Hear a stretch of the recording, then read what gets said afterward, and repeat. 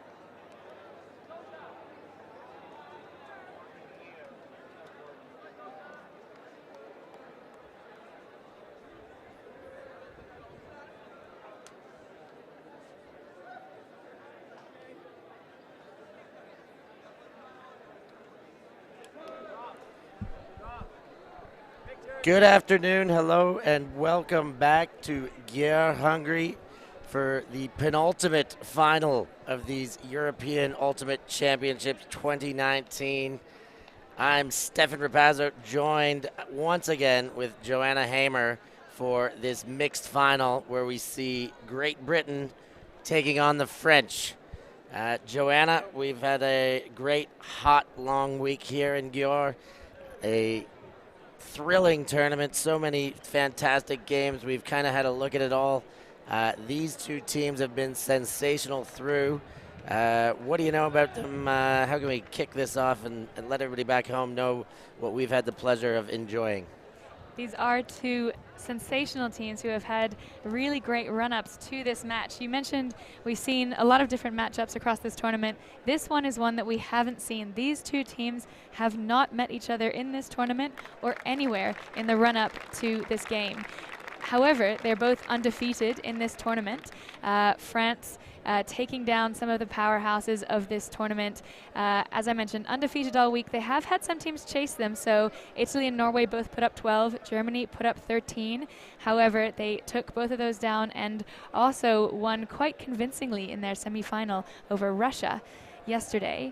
They were also undefeated at Windmill, which they won, beating Groot in the final, the first time that team's lost since 2016. In previous campaigns, this French team came third at EUC 2015, and the most recent time these two national squads have clashed is in London at WUGC 2016, a game that the French ended up winning, but in very interesting conditions. The final score was 15-8, but this match was stopped halfway through for a storm. The French say that was the best moment of their ultimate career and one they are looking to replicate here. For the GB side, they are also undefeated in this tournament. The most points put up on them is 10 in their first game against Lithuania, but since then no one's really had a look in. They beat Germany in the semifinals 15-6 last night quite convincingly. Previous to that, they went to two warm-up tournaments. They had their first outing at the Danish Invitational mixed tournament. They did take a loss there to a Swedish side, but avenging that here with a win 15-4 over the Swedish mixed team.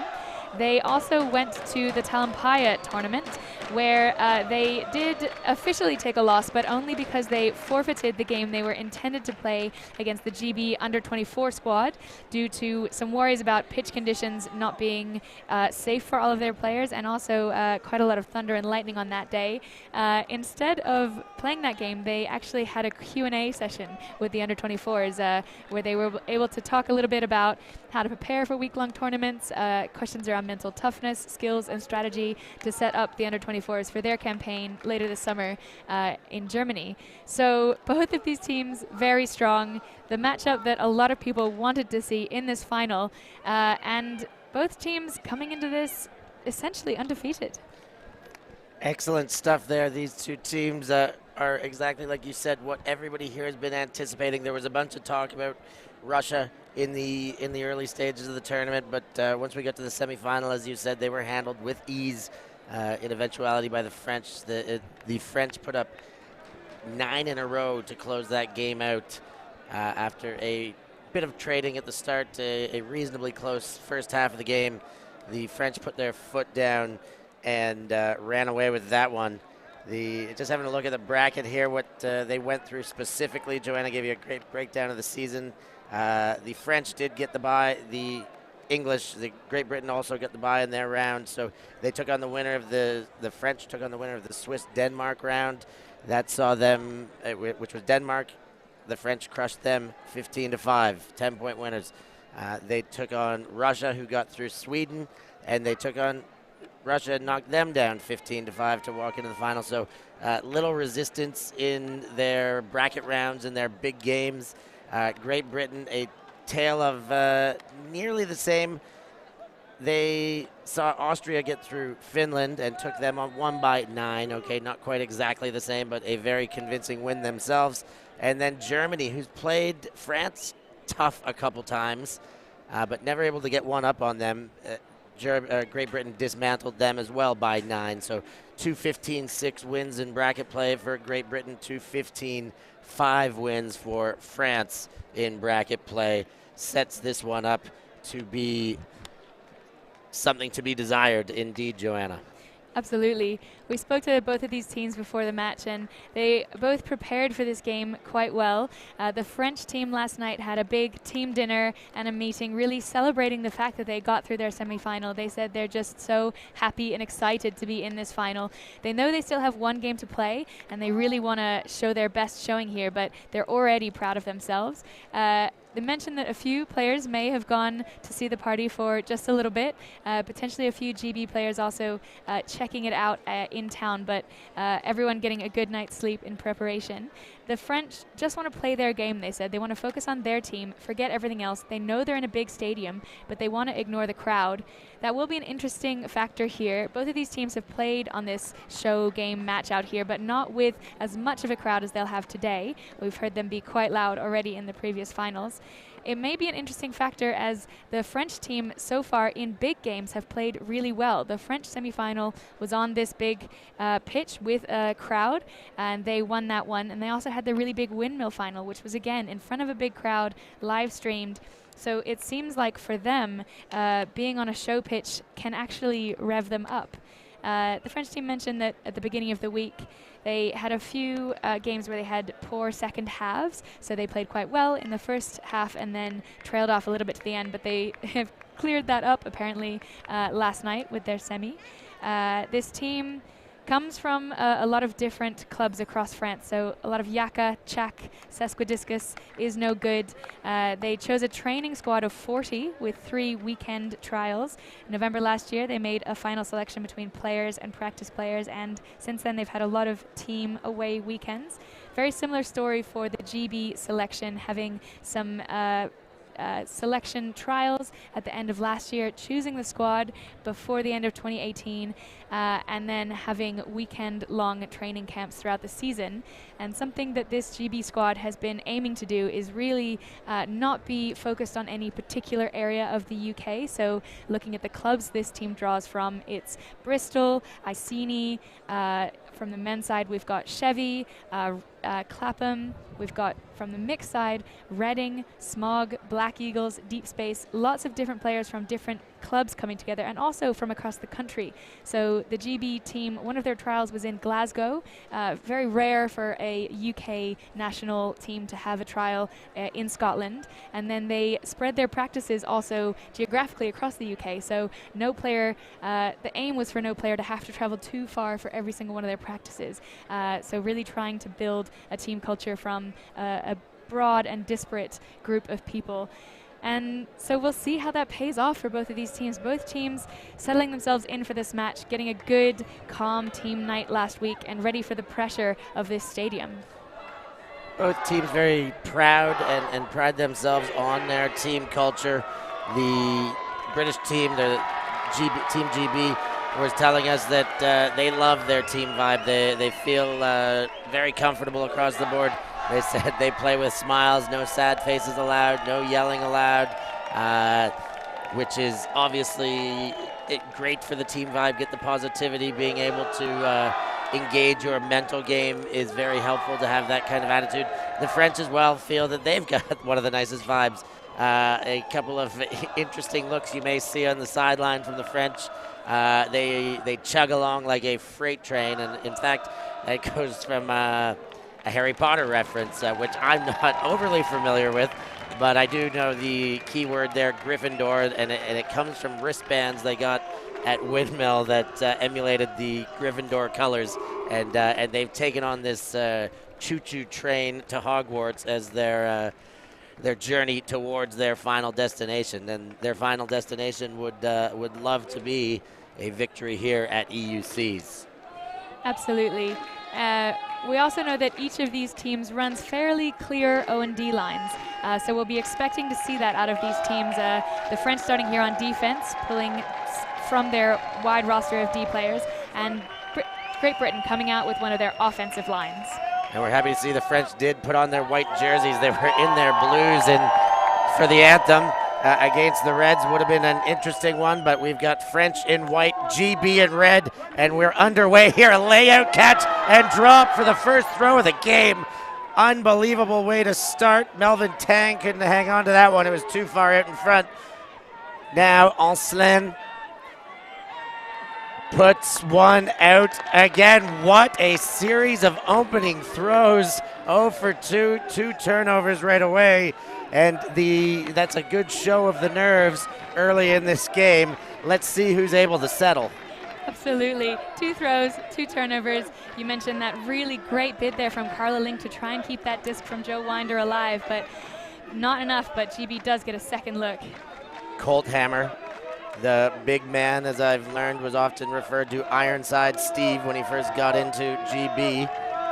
Getting things going now. England, Great Britain gets to Winder. He winds up center. That's Colt Hammer on the other side. Can he get there? He sure can. Finds the space. A great put by Winder, and after a sloppy initiation of that point, GB gets it together, strings a pass to the sideline, and jacks one the distance for the goal. Great recovery there from Winder. The first throwaway is absolutely not what you want, and potentially only bested by the first pull catch drop, but Winder really collects himself there, gets that disc on the far sideline, and puts up an amazing throw to Colt Hammer, who's wide in acres of space. GB really earning themselves back the disc there. They'll be very happy with that conversion. The French defense looking a little bit frustrated with how much space Colt Hammer had open there in the end zone, but we know both of these teams love the deep game. We saw them warming up, both of them taking on quite a few drills that put discs long in both directions. We've been talking about the conditions here all week.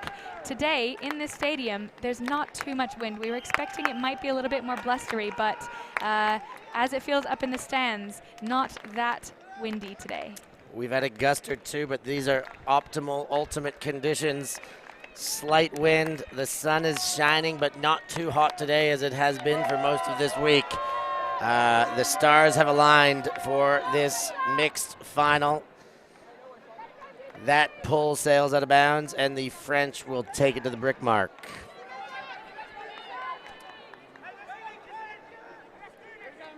Delaval, one of the key O-line handlers for the French, takes it to the brick mark. Beaching awaits her there for the mark. Disc is in play. Delaval engages her handler, gets a great upline. Moirier.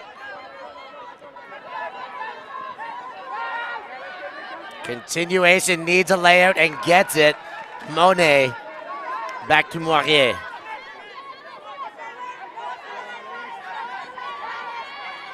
Looked off the first, got the second, but there was a bid on the hip. Chevalier did a great job to keep that one. Now Monet. French playing in the attacking zone. Delaval back to Monet. Moirier with the disc now. GB sticking to a man defense. Match rather. Delaval. Well contested, but the French continue to make connections. Faked the overtop. Chevalier gets the disc. Continued. Boyon. He's got room in the end zone. He's got himself and his team a goal. The French get on the board. Lachi with the goal. One apiece. Early days. Great offense there from the French. Really had to move the disc a lot under pressure from GB, but not seeming too flustered by it. Lachi with the great high grab in the end zone to take it down. That's a player who plays with Cesca Discus, so one of the mixed representatives on this team.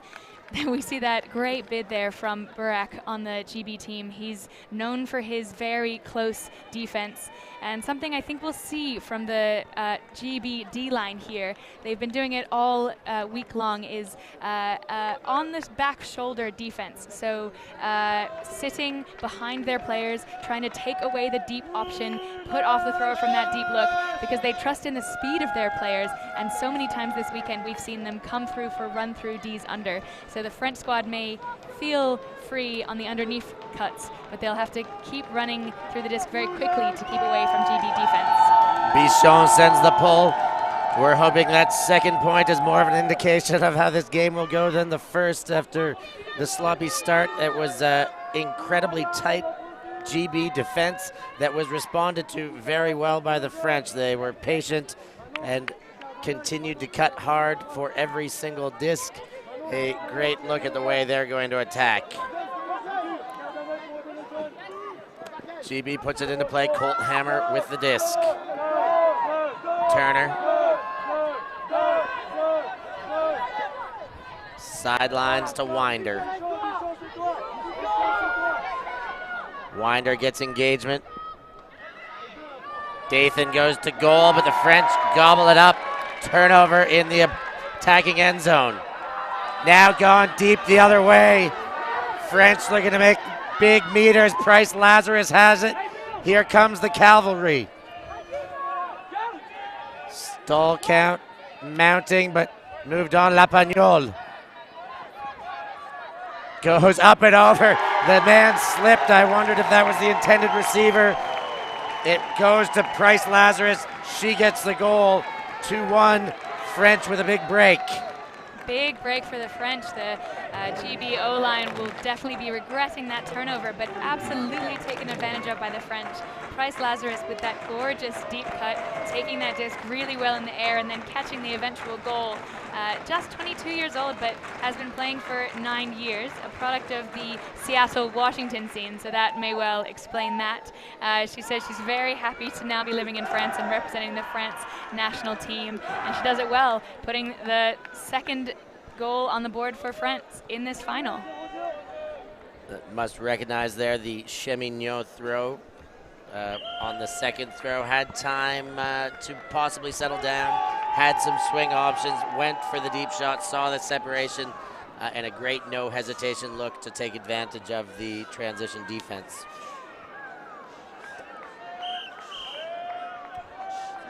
So the French D-line set to pull.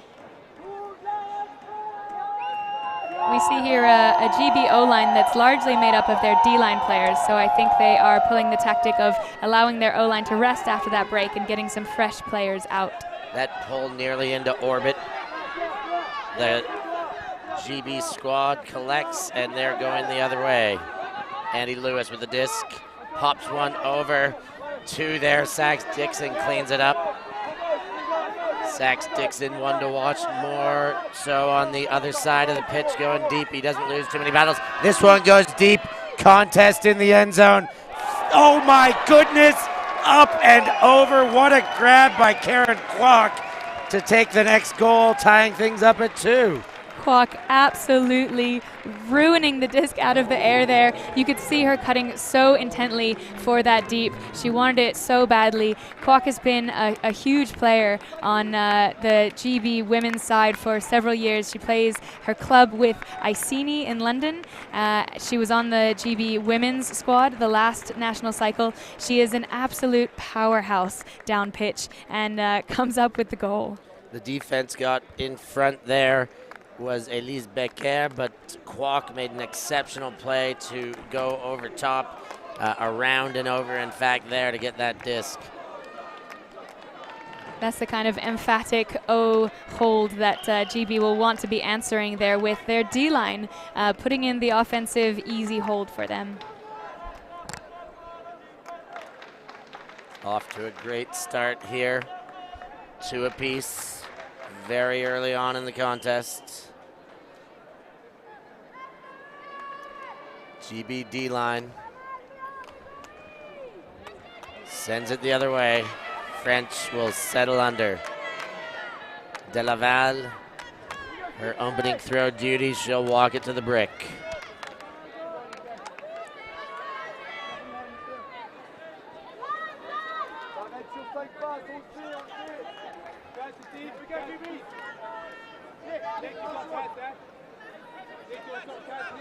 We see a zone look on defense here from GB from this France offense. Let's see how the French handle the zone. De Laval wanted the around, but it was cut off well by the front of the cup. Marier there, so was the defense. Great job to get a hand to it. And some hand signals suggesting a foul, I believe.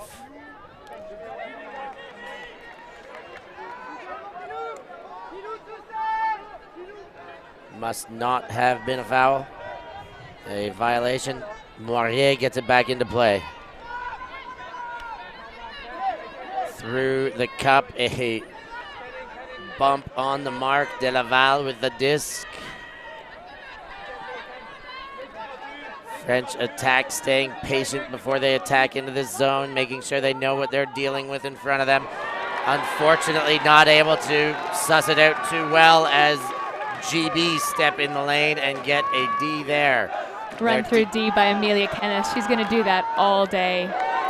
And they cannot convert, not even on one throw.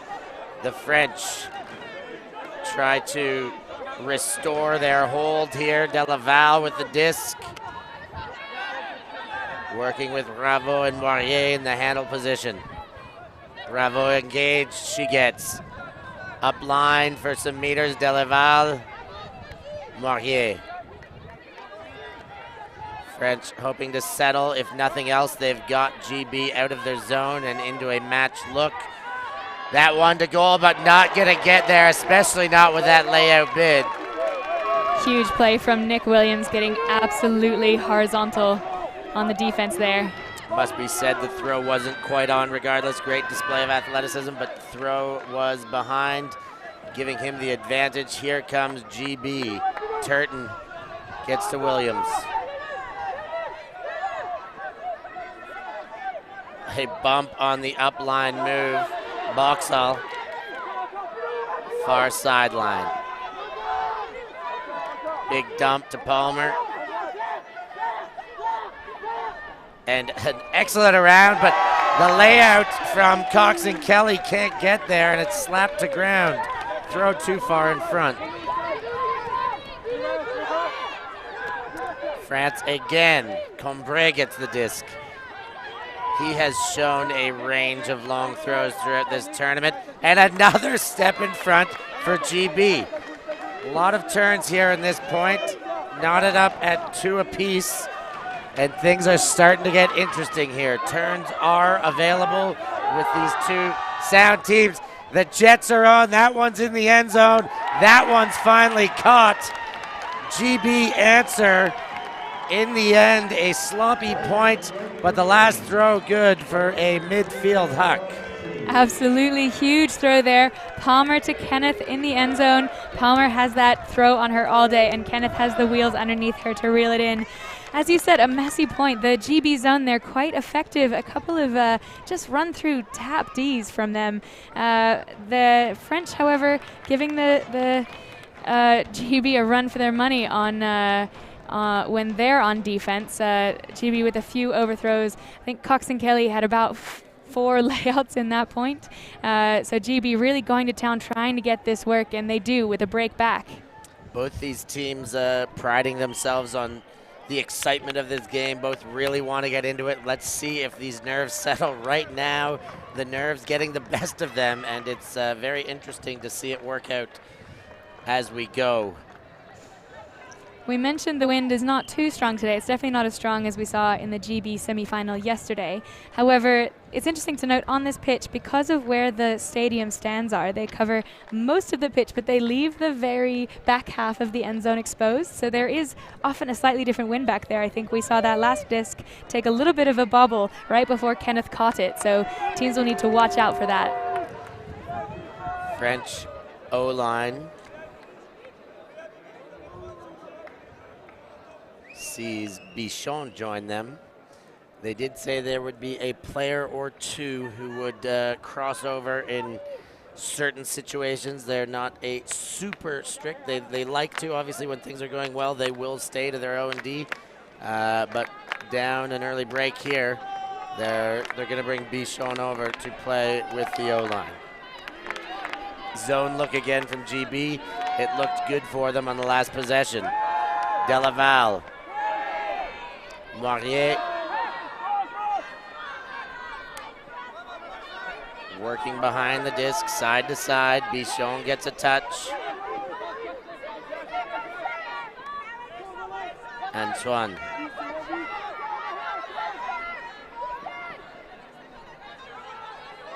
Boyon goes to Moirier. Big height mismatch on the Moirier matchup with Rolo Sachs Dixon.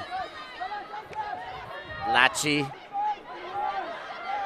French now playing against a match, and a poach comes off there for a defensive effort. Doesn't get it, and the D able to catch up before the next pass bites them. Richon with the disc. Now Boyon.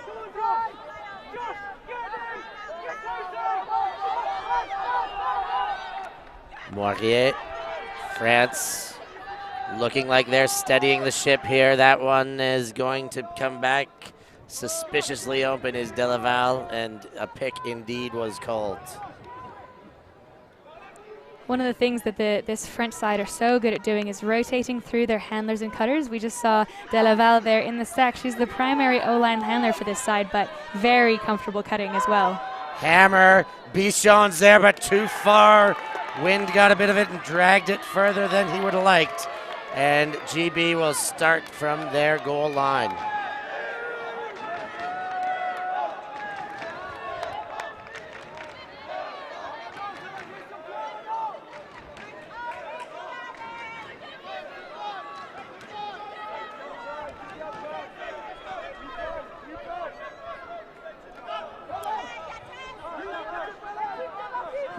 GB break unit on the field here. Kime winds up, just holds off from delivering that one. It looked like it was all good.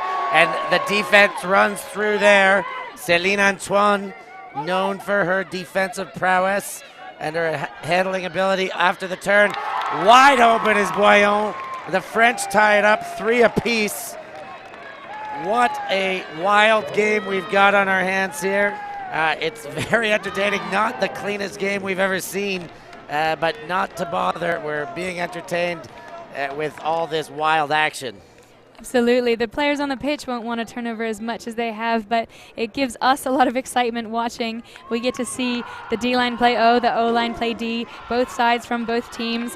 The GB defense there did a really great job, particularly on their male match switches. There were a lot of really excellent plays that were shut down by them in the handler backfield by moving between who was defending the cutter and the thrower. But the French D-line just showing their skill at getting the disc open with swings and around, not bothered by the little wind that's picked up.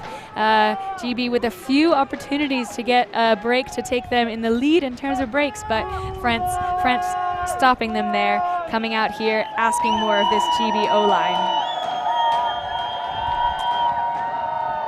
So GB O-line, Winder picks up, centers. Dathan didn't get what he liked right away, now finds Winder. Winder loves to wind up that one. I think eyes left him just as the throw went off. And the French now the other way, Ancelin. And another quick turnover. Coldhammer winds up. GB with the disc back. Coldhammer finds Winder. Stutter steps everywhere, little room, a little bit of confusion out of the GB attack there, but they seem to settle and get their space reorganized. Winder goes to center with all sorts of room to Turner. Now sent the length. Coldhammer's there in front of Lapagnol. GB dictating the pace, up 4-3 at the moment. Sam Turner there with a great deep put to Coldhammer. The GB O-line there looking a little bit flustered, a little bit frantic when they're in their backfield. A lot of their options are being shut off by the French. If they can get these deep cuts and deep throws off, they do look completely on the money. But the French, perhaps having watched GB's semifinal last night, where the O-line had a little bit of fluster when they were put under a lot of pressure on the resets. We did speak to the French, and we know that they watched that game in order to set up their tactics for this one. And it seems to be paying off for them in terms of the tight handler matches, really stressing the O-line handlers out. We'll see if they're able to continue that pressure throughout the match. Great to see both these teams referring back to the ULTI.TV broadcast to check out their opposition. Obviously, they all watch the other games too because they just can't get enough of this ultimate, just like you and I, Joe, and all those fans of ours back home. Another thanks for joining us here at ULTI.TV and this fan seat production. It's been, as we said, an incredible week. So much action to keep our finger on the pulse for. A difficult job to keep it up, but a very exciting job. We're thrilled to be the ones in these seats to bring it to you at home. French now. Deleval with Moirier. Bravo. And Combray gets a touch before sending back to his handling unit. French retires some meters there, now find the far side of the field. Delaval and Moirier. Bravo gets another touch. GB stay in their zone look. It's been effective enough. Turns have not been the issue in this game. They are finding ways to be generated. Either way of error or some defensive efforts, they are coming, or they have in the first part. Anyways, that one just beyond the hand of the defense to Combray. Now Moirier back to Combray, and around the field they go, the French. Delaval. Bravo. And again now, near sideline, Combray gets it. Oh, that one into a tight space, and another to Chevalier. Fakes the scuba. That one long jumped in, a very crafty throw. The GB squad question whether he was in or not. From our seats live, it looked in. We'll see if we might get another look while they discuss what happened.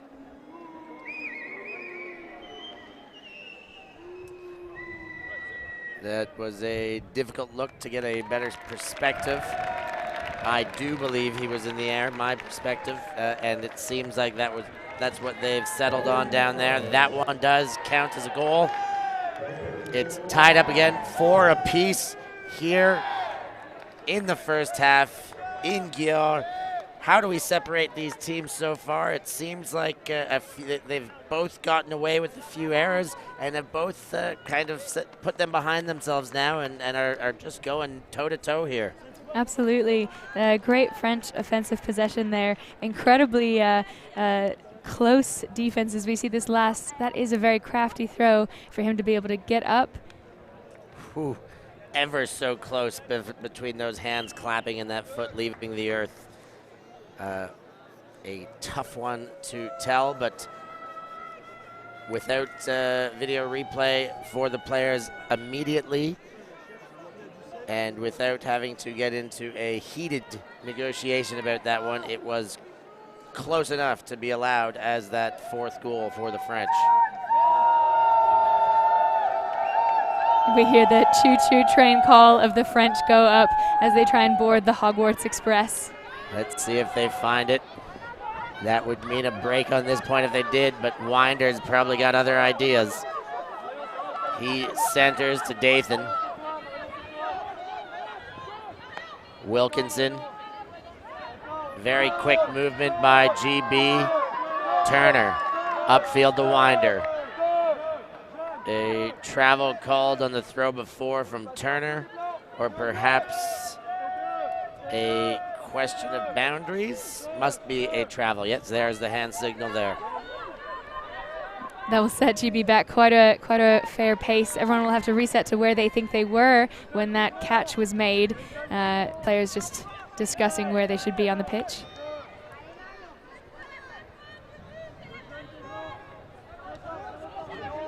We're back in action here. Link whipped up line, and the throw comes the other way to Dathan. Now Winder. And I am very impressed with the way Winder really winds up that disc. The huck fakes are very convincing out of him. Now he goes deep. He's got Zach Dixon, Lepagnol in front, and takes the disc. Well read by Lepagnol there. A dangerous receiver to cover indeed is Sax Dixon, and Lapagnol does the job this time.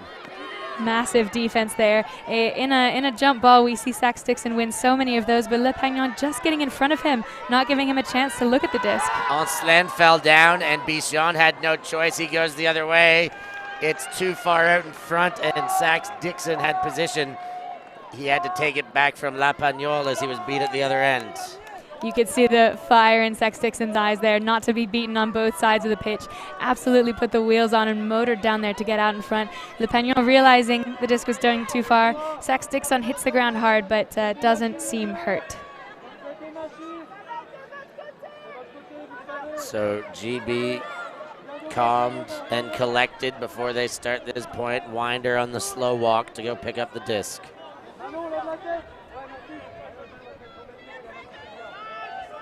You see some proud Irish fans in the stands. Winder. Ancelin receives him in the mark.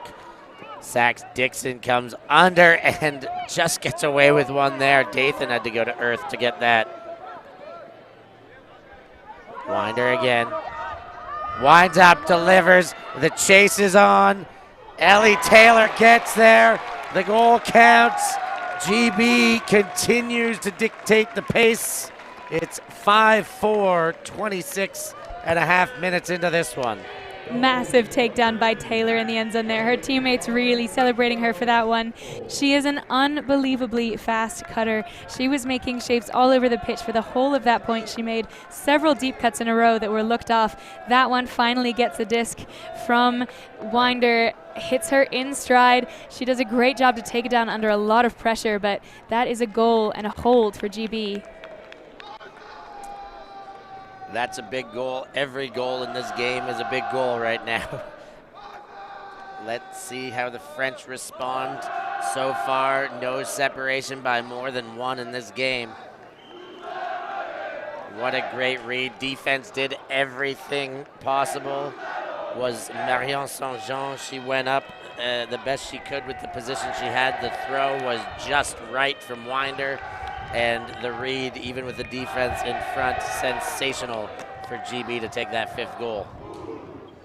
So we see some crowd shots. It's interesting to note that for the previous final which had Ireland in it, we had a very loud Irish sideline calling for them. In this one, the crowd's not clearly for either of these two teams. The French side and the GB side, their fans quite quiet in the stands. Reserved, maybe biting their nails, too nervous to really scream. This one gets away from the French very early. Another first throw turn. And GB will see if they can capitalize. Boxall picks up the disc.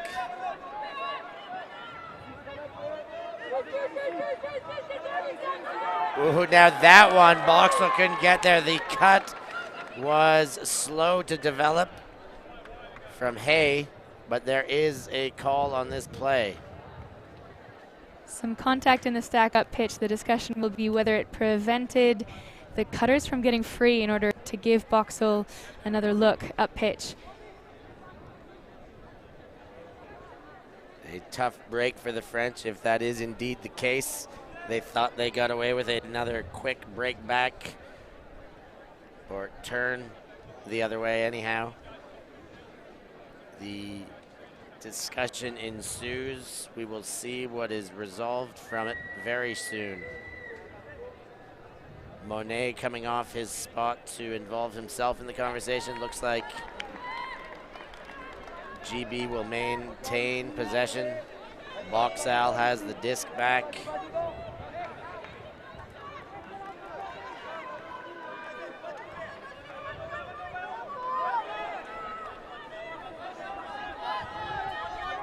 Back to where we started. Nick Williams gets this one centered. Burrick.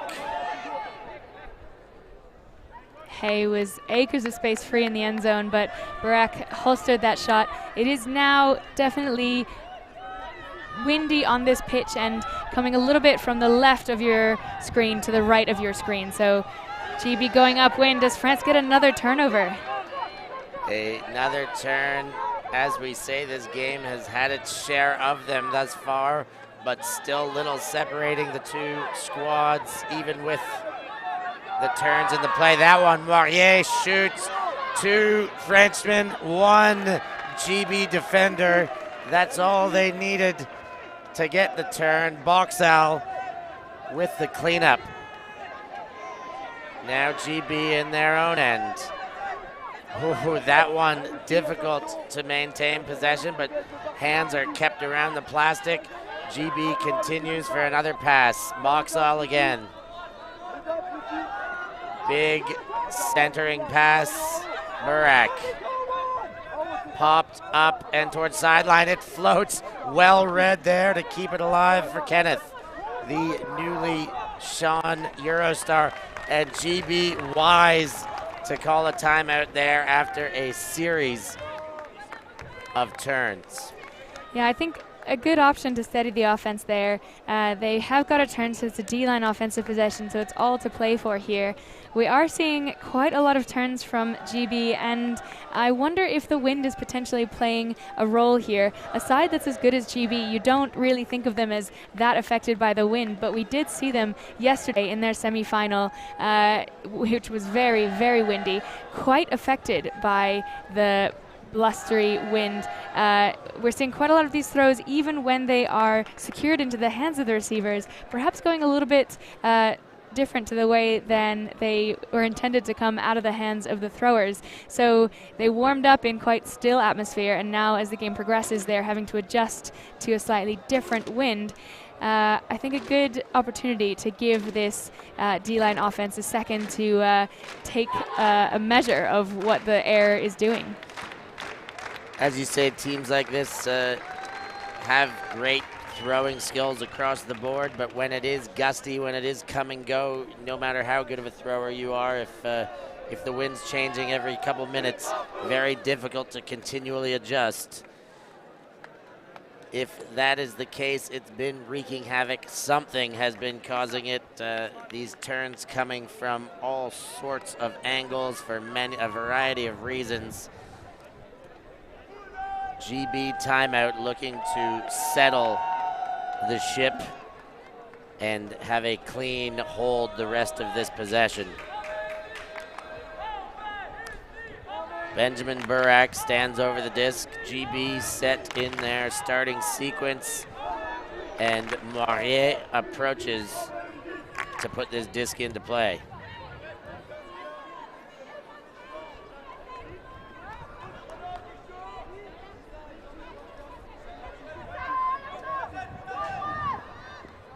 First throw works for GB. Continuation. Beaching. Centering again. Boxall goes towards the goal, but that one hits turf just about at the goal line, and the French have another go. These turnovers are coming in droves. Plenty of them in this point. GB with a very close to scoring opportunity. Smart move to have that effective pull play, but then just can't complete as they get towards the end zone. So Delaval will pick up a Yaka stalwart. Gets the dump, playing in their own end zone now with the wind in their face. This has been referred to as Callahan country. Let's see if the French can avoid that. They've avoided that much anyways. Big shot goes up, contest underneath. Misread on the first, seemed to have recovered and then flips it over in his own hands. The French unable to get any advantage for this point. And that play does pull the crowd in. Lots of excitement from both sides. An amazing defensive pressure by Williams, a great second effort, and then just out of the hands of the clap catch. Boxall. Burak gets meters there to Melvin Tang. Playing off of the far sideline. That one's not gonna make it, or is it? Big bid to keep the possession alive from Boxall. Swiping fake upfield. Hay centers it in the end. Kenneth. That one shot for goal. Well, what a last second swat there from Moirier. He was beat for height, but took the better path, got up early and got a hand to knock that one away. Bit of a replication of that pass point. Both offensive players getting a second look and just not being able to reel it in.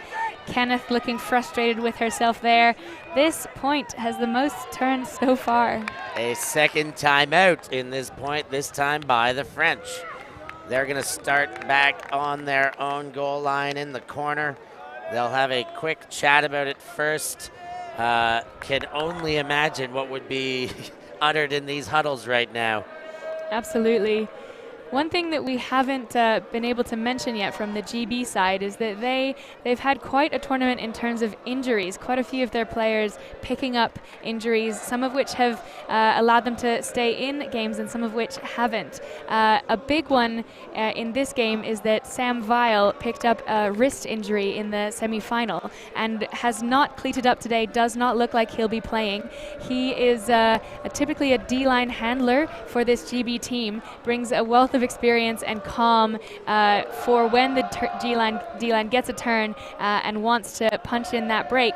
He's missing from this squad today, so potentially some experience of the calm, chill D-line handlers a little bit lacking on this GB team. That may be making the difference in their ability to convert these breaks. You see some of the French women there, Rasta, Aline Mondiaux in the center of the shot. The French women had an exceptional tournament here. Some struggles and difficulties in the lead up and even in the first few days of the tournament, but they won the right games and exceeded expectations, finishing 6th in the women's division. Back to this, the French have a chance to hold, and it's almost bizarre to say hold after 6 turnovers in this point, 3 apiece. But nothing decided, nobody catching it in the end zone, and they start from their own end. Let's see if we find a 7th turnover or a goal next.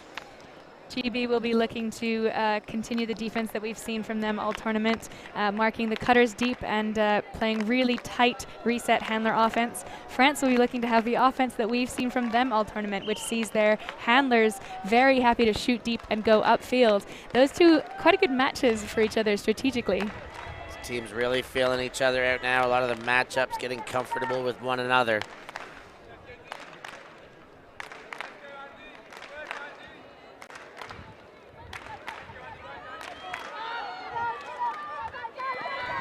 And that one, first throw, turnover again. Burak, can they finally capitalize and get this break? They've had so many opportunities. Now they get it. The French unable to put anything together there on that final possession. And finally, GB able to make them pay for it and get the break. Nick Williams taking that disc in the middle of the end zone. A really neat IO flick finding that space. A few discs still not quite at chest level from GB as they went in to try and convert this break, but find it they do. And after a really long, hard-fought point, we talk about this a lot. It often feels like the team that reels in the point that has the most turnovers in the game is the team that really continues the momentum from that point. It's the first bit of 2-point separation we've seen all game. GB up by 2. It's 6-4.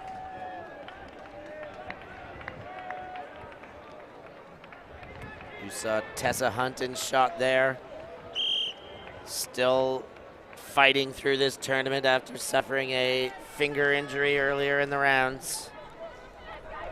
Yeah, in the Hungary game, GB women took 2 shots. Tessa injured her finger running into a player, finger first. I believe the hospital suggested she not play, and I believe that she still thinks that she is completely capable. And then we also had Hannah Randalls taking a tooth in the head from a Hungarian player in that game, having to go to hospital to get it checked out, but completely fine as well. Crazy injury, that one. Not heard of too many teeth to the head in a game of Ultimate, but nothing shocking in this game. Bichon gets the disc. He winds up. That one's got a lot of curve on it. It's going to go the distance, but Tessa Hunt pops it up, and now macked away on the second effort. Andy Lewis makes sure there's no damage there.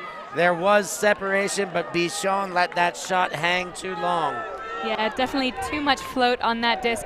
3 GB defenders there. Lewis comes down with the final swat. Turton in front of him considered calling a foul, I think, if it had been a French defender being there, but the GB D-line get another turnover on the French. Winder went for the backhand, then gave the forehand. Sax Dixon is behind Cambrai. And Cambrai's defense just good enough to get Sax Dixon unable to get up.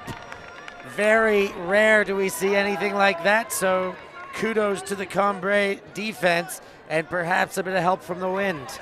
Absolutely. Definitely a great defensive pressure there from Cambrai. We don't often see Sax Dixon not catching deep throws. That one again, perhaps just having a little bit too much float on it, leaving a little bit too much time for the defense to catch up. GB gives it back to the French O-line. But not for long, and as has been the case with a few of these French transitions.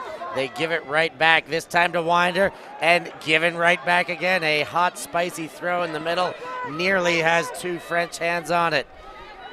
One was all they needed. Delaval with the disc from their own end into a bit of wind. Bichon centers. Last time he sent it, there was a bit too much wind under it. Boyon. Hammer to Cambrai. Now another deep shot. Sax Dixon catching up. Incredibly well read there by Ronan Bichon. He hits the ground and is staying down momentarily, assesses his body, rolls around, and kind of hops off the field. Lower body injury, perhaps an ankle, but what a job to hang on to that disc. Absolutely massive play there by Bichon in the end zone. Hope he's not hurt too much. Looks like he hit the ground quite hard, but worth it to take down that high disc as the French score in what is now the upwind end zone. Definitely a little bit of wind making this disc hang. Here we see the early defense. Hunt getting a hand on it. Turton in the way, and Andy Lewis coming just over her. A triple defense there from the GB side. And going back in the opposite direction, quite a few turns from either side. Here's that Winder inside out that just goes too far. Andy Lewis making his best effort, and then we see the French team pick up. Here is Cambrai the shot. Puts it into the end zone. Massive grab from Bichon. Grabs what appears to be his left knee or shin. Nothing blatantly obvious from our second look. We're hoping he's okay. We hope that he'll be back out here, but more than anything that he will be fine with whatever has ailed him there. GB playing on offense. Colt Hammer. A great name for a Bond villain, if you ask me. Pretty great name for an awesome ultimate player, just the same. Dathan. Around, well thrown for that side-to-side cut. Colt Hammer gets it, hanging out underneath. Continued on, it's Turner. Turner winds up, gets his mark bidding, and is off to the races. Wilkinson. Good mark defense by Ancelin there.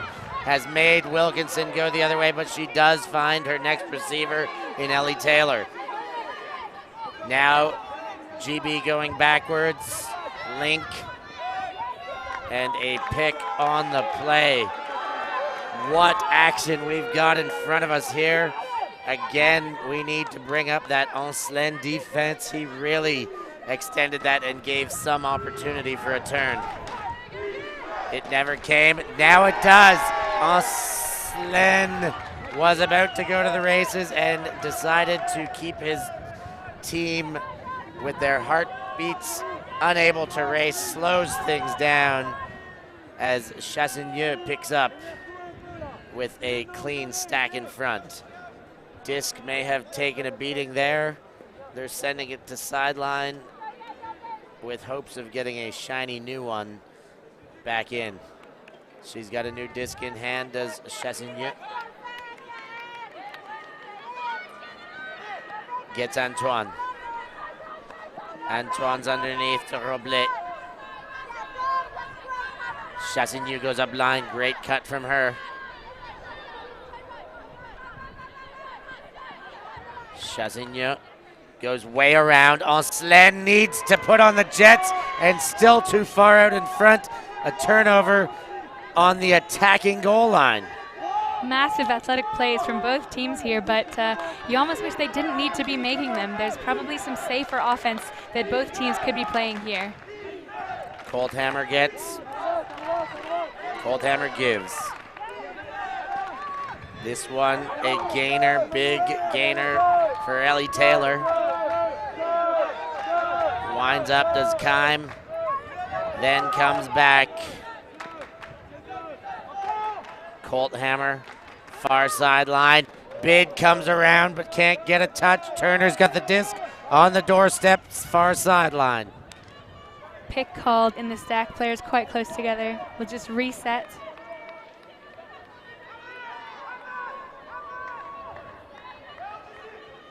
Turner, link up line.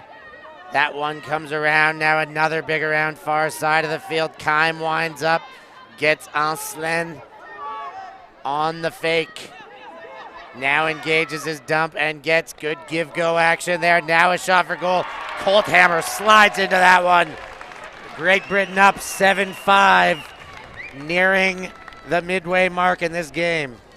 GB will be very happy to have put that O-line in. They moved some personnel around there. They had a few changes. So we saw Winder head over to the D-line, and I think we see Josh Kime come over from the D-line onto the O-line and slot into this handling core with Dom Dathan and Carla Link. They're still being pressured very, very heavily by the French defense. We mentioned Ancelin putting up an amazing defensive pressure there. I think they're still being, pressured a lot down backfield. When they can get the throws up into the pitch, things do seem to move a little bit better, but perhaps they might look to get the disc to Carla Link a bit more. She's such a strong thrower.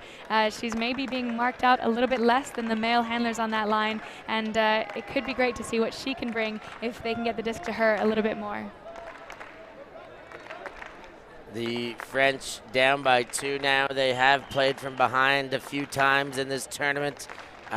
Most significantly, the game against Italy, they were well behind, I believe, by as many as 7. They fought their way back through that deficit and came out on top in the end. They'll have their work cut out for them with this even stronger GB side. La Pagnole plays to Monet. Underneath comes. And a travel called on the pitch. Monet gets back.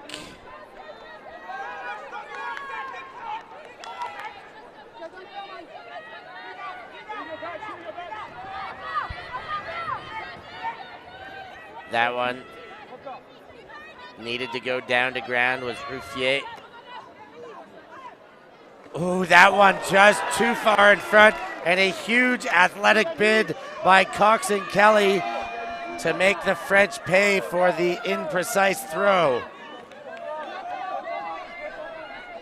Palmer picks up.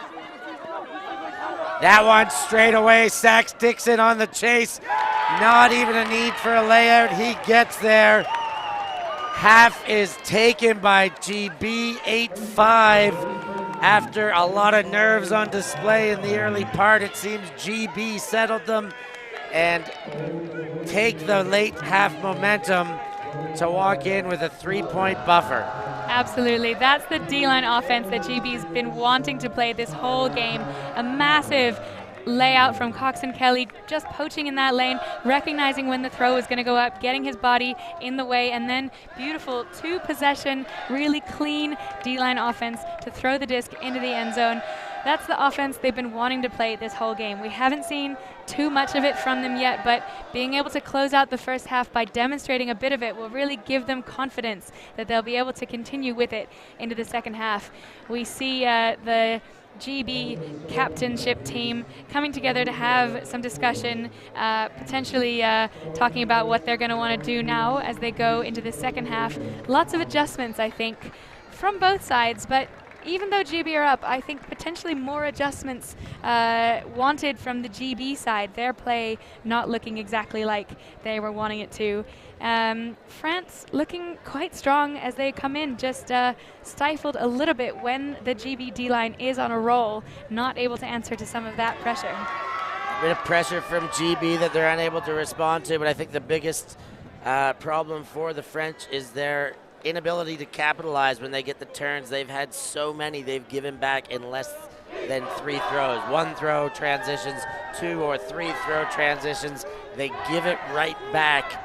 They've done that far too many times. They are going to and are now in a situation that they're desperate for breaks. Absolutely. And they're getting the opportunities and not able to capitalize. That is the problem. They've got to get their mental toughness here more than anything. Just do what they've been doing. The GB defense is good. Credit to them. No two ways about it. But the French are shooting themselves in the foot, and unforced errors have what has separated the two teams to this point. Absolutely. If we look at some of the stats so far in this game, the longest point that we saw, the point that GB won to take 6-4, we had 4 turns from the French, 3 turns from GB. That GB ended up putting it in to get that break, but it took them 22 passes overall to put that one in. A bit of a momentum changer point, that one potentially, as we call them.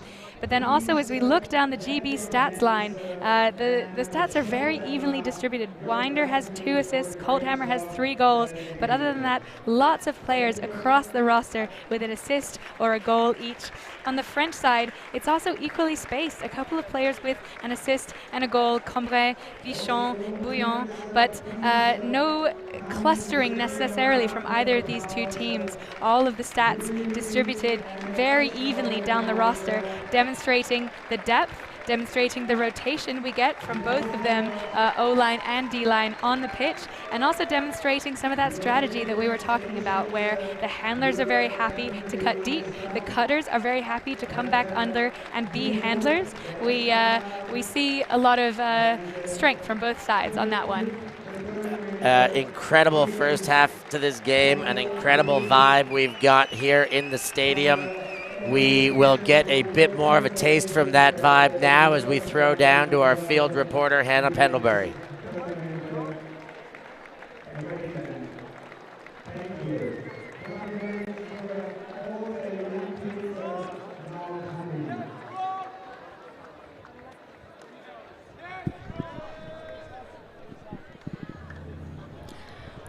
I'm here with Ali Tinknell, the GB Performance Director. Ali, I'm sure you're delighted to see your team up in this first half. You guys have been really unfortunate with injuries throughout this tournament, some bizarre ones in that Hungarian matchup. How have you dealt with those mentally? So yeah, some really extreme injuries and ones that I've not really seen much in Ultimate before, but we're very lucky with the medical staff that we have, so everything's been sorted out really quickly, which I think helps the team. There's a really strong team with a lot of depth, so I don't think it's thrown the team too much. I think they've managed to kind of get past that, and a lot of those players are back on the field, which is good to see. Excellent. Second question is, obviously the defensive breaks have been a little bit of a grind. They've not had a clean one yet. What do you think the adjustment needs to be going into the second half?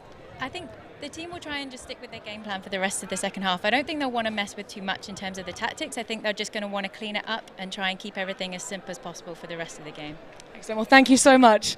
And good luck to your team and the other guys. We'll throw it back to you guys up in the booth. Great bit of insights there from Hannah Pendlebury. Great to get some insights from the field there and what's going on with the GB team. They have looked strong in the second part of that first half. They're starting to get their game to flow together. Some good capitalization on the French errors, and we've got ourselves a cracking game. I will not go anywhere near counting the French out of this one, especially with the amount of opportunities they're giving each other, or they gave each other in the first half. But GB, must be said, are looking good. They did just start to find their stride there. before the French have had an opportunity to get going. Definitely. Both of these two teams heading into the second half will have some things that they want to change, some things they want to tweak. Neither has been perfect. It's interesting, GB are up 3 breaks to 1, so they have a 2-point advantage. France will come out the next half starting on offense, so they have an opportunity to get one of those points back immediately. It is a 3-point lead, but the play has felt very, very close between the two teams. It definitely doesn't feel like a safe lead for the British team. The French also, as you say, definitely not out of it at all. They've had some amazing plays, some very strong defense. They're doing a really good job of adjusting to this wind, to this weather. We've seen lots of plays go both ways in this game as we see a few of these replays with just so many opportunities to make the catches, and the frustration that we see from the players. They're used to making these throws. They're used to making these catches. As we said, this is probably the strongest opposition that either of these two teams have faced so far in their histories as a team, this incarnation, this season round as the European Championships. It will serve them in great stead as they head towards the World Championships next year. This is the game that they want. I don't think either team necessarily want to be making the mistakes that they're making, but they want to be being pushed hard at this point in the season. The last game at the European Ultimate Championships, the winner will be the mixed division champion. And a game like this that requires mental toughness as well as skills, as well as adjusting to conditions, is exactly what they want at this point in their season, in their campaign towards Worlds. We talked about the French and their advantage, potential advantage they may have from having played in some big games. The windmill final, the semi-final on the stadium pitch here. So far they look a little bit frazzled, perhaps by the big stage, perhaps something about the nerves. They have not been able to really steady the ship. Some adjustments must be made, but I don't think it's tactically. I think it is emotionally, mentally. The French just need to execute what they do. The spacing's fine, a bit more sound in their throws for the wind, a bit more assessment of which way that wind is blowing and which direction they're aiming towards with their throws. We got to see the French tighten up.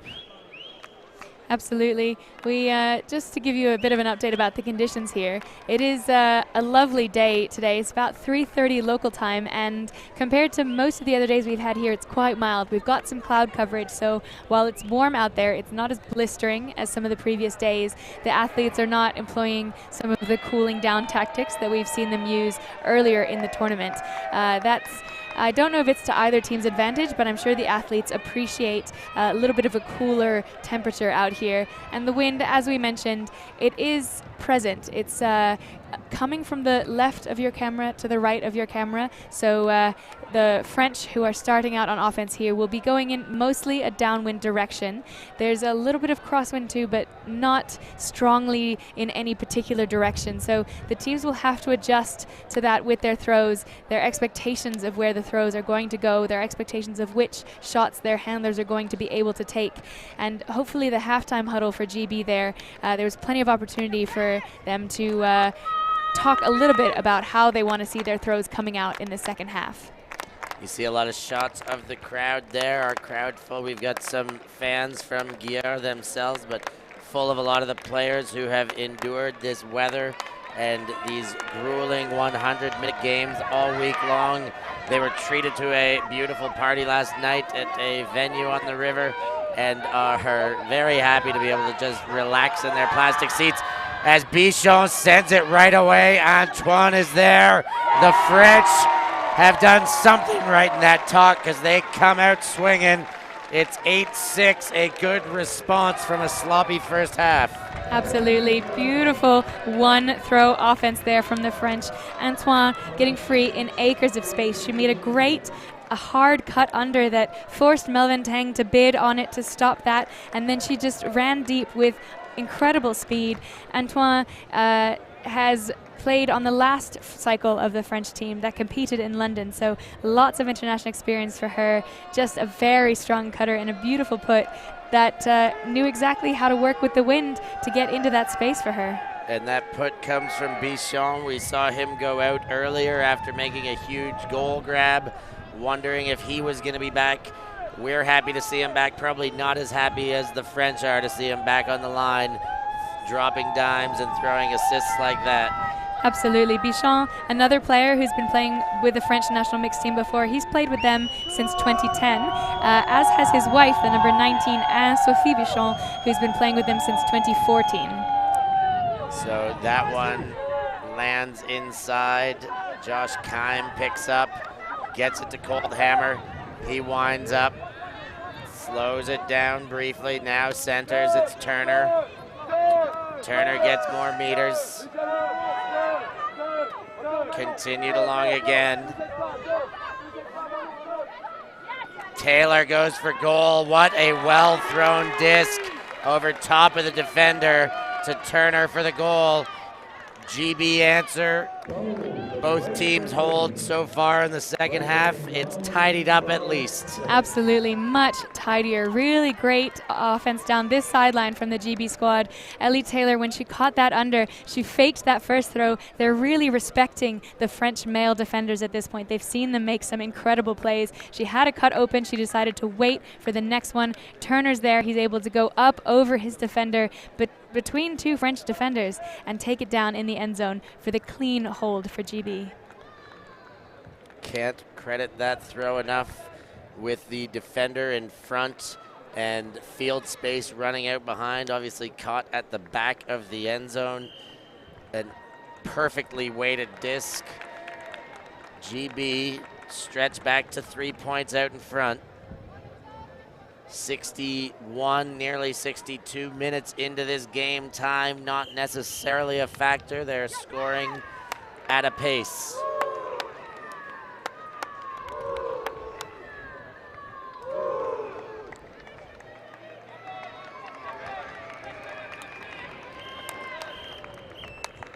The French offensive line awaits a 4-woman point this time. Moirier picks up and goes to Delaval in her own end zone. Lachi comes under. Then she throws too far in front for her intended receiver, and GB with another opportunity here. Cox and Kelly will stand over the disc.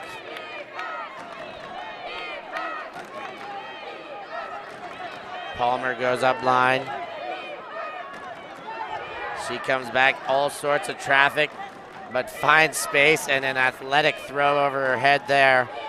That one for goal and cannot be handled. The French will get another chance. Beaching another player who's struggled with injuries this tournament at Talampaya. She broke her hand. It's really not affecting her play too much, but does make it difficult if you have a broken hand to make the catches that you usually make. Moirier. He winds up. He's had enough of that in his own end. Goes big the other way. Gets a big play out of his receiver in Boyon. There was some contact on the reception and a discussion about it between the two. Definitely a lot of contact coming in there from Barak. A hard to read disc because it did float at the very last minute, but Barak takes a line that really causes him to cause a lot of contact with the player he's defending there. The catch will stand. The remaining attack will return to their positions at the time of the catch, and we're back in play. A few stutter steps from Boyon, finally gets it off to Ruffier. Up line goes to Chevalier. Chevalier shakes his mark off his feet, then goes the other way. Boyon is there. The French convert this time. They're back within 2, 7-9, still in favor of GB.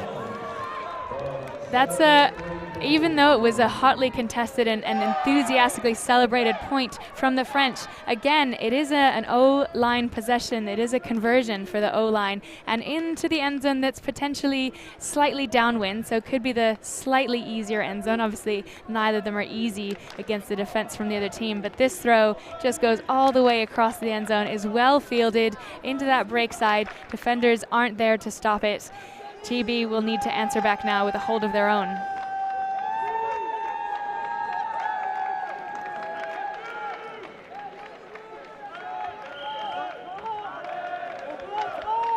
Nine, 7. French D-line. Set 5 meters back behind their line. Ready to pull. It's up and sent. Robles puts it, a great pull, we must say there. Martin Hall picks up for GB. Colt Hammer now with the disc. Colt Hammer goes around. Dathan. Hammer fake. No bite on that one. Kime gets it. A very quick give-go there. Now to Wilkinson. Well, through the middle. Wow, what a play. Off balance. He did drop it, though, in the end. I thought he had that disc, but it must have been a ground strip. Ancelin now. And the French looking for an all-important break with the scoreline as such. Ancelin. Robles back to Ancelin. All sorts of room. A poach came off to help, and there was an open receiver, but they were not able to find her. Lepagnol finally gets to who was the poached receiver. That's Saint-Jean. And Ancelin goes 2 ways before he gets it back. Ancelin still not in. French on the doorstep, and we have a foul called on the field. Few throws back, at least one throwback, I believe. I saw that hand signal go up, so the players will discuss whether it affects or not, but several players did stop a while ago. Number 13, Julien Gabriel with the disc right now. We'll see if he keeps the disc after this call is resolved. Blistering handler resets there from the French.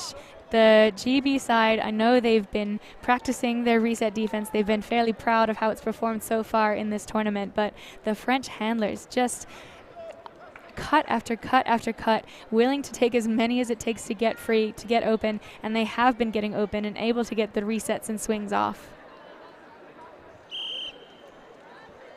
We hear the first whistle there, indicating 30 seconds of negotiation.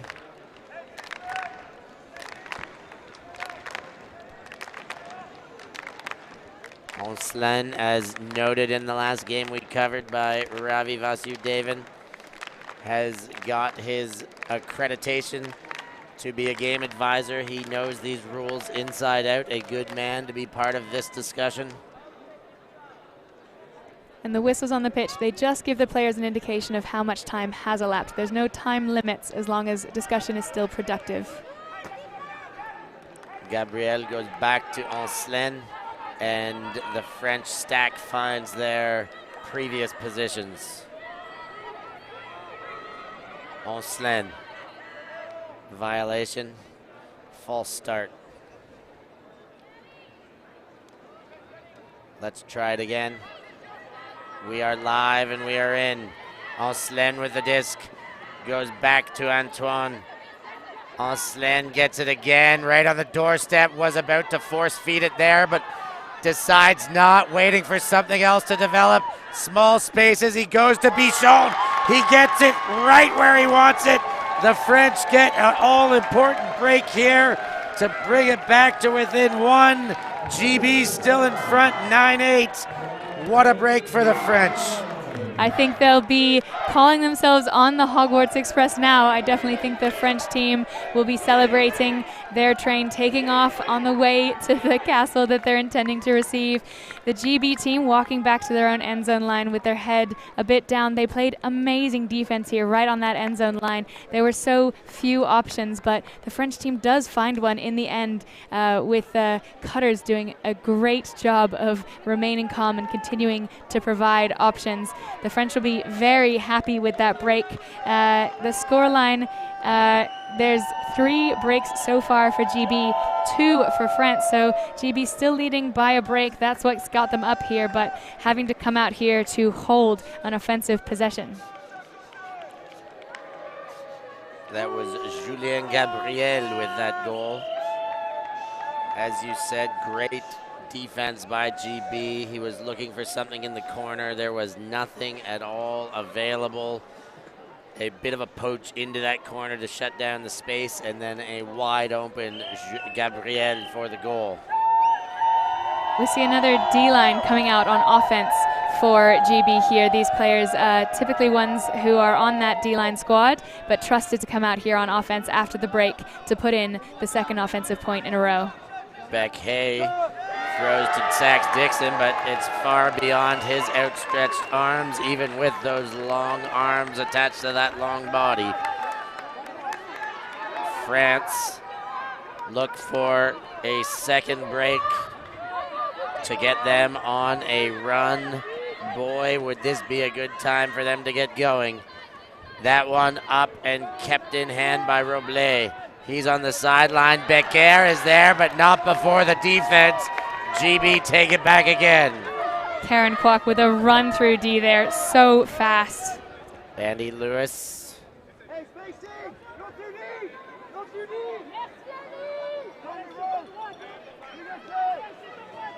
And a call on the field.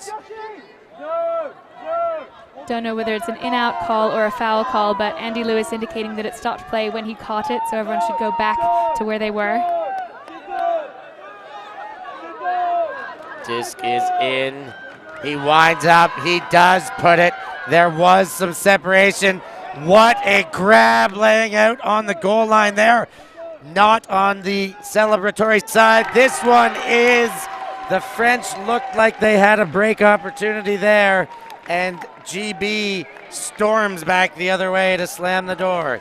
It's 10-8 GB. Karen Kwok with that run through D. Then Rachel Turton with that great layout grab on the long throw. And then Becky Hay with the final score. The women of the GB O-line here going to work for their team, getting them that all-important hold, preventing France from taking the opportunity to equalize. GB, here's another look at it.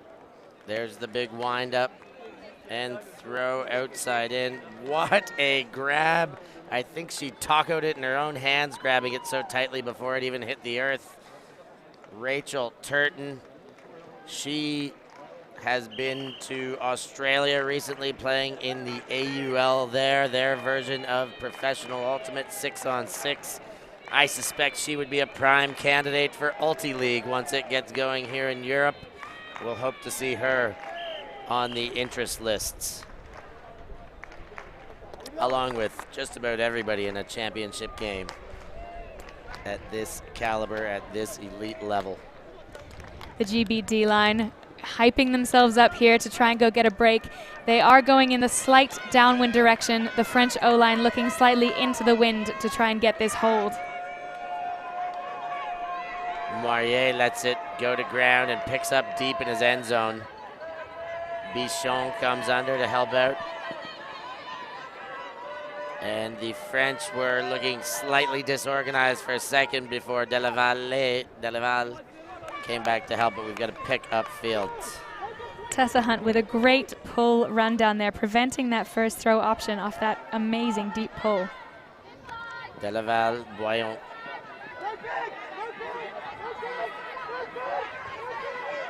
Boyon goes right through his intended receiver, and Sophie Bichon cannot close the hands on that one. GB slow to set this one up. recognizing the importance of this short field opportunity. Boxell, Winder. Winder, back to Boxell, and he is on the move, is Winder. Giving and going, moving at an exceptional pace before that pick is called.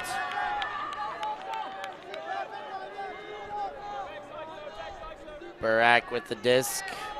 The French ready to tap in and play D. Barak now cuts the field in half. He's got Tessa Hunt there with that inside out break. GB 11-8 now, stretching it open into this second half. Hand injury not at all affecting Hunt's performance there. She was the one who ran down that pole. She got there before the disc was even picked up. Some stifling reset defense on those handlers, and then GB able to force a turn and put that one in for the break. The French team signaling for women on the pitch. We need to come out here again. We've been talking a little bit about the comeback train that you need to string together previously in this tournament. France are looking at the start of that train at the moment. They need to have this hold, then they need to get a break, and then another break to come back in this game. We know it's not beyond them. This French team is very strong, but they have been potentially so strong in this tournament so far that they may not have faced a challenge as high as this GB squad. Jubilation there from Tessa Hunt. You see her all smiles collecting that goal. You couldn't be more right, Joanna. The hold, break, run sequence we've talked about a little bit. They need to start things off here. The O-line has to get things going.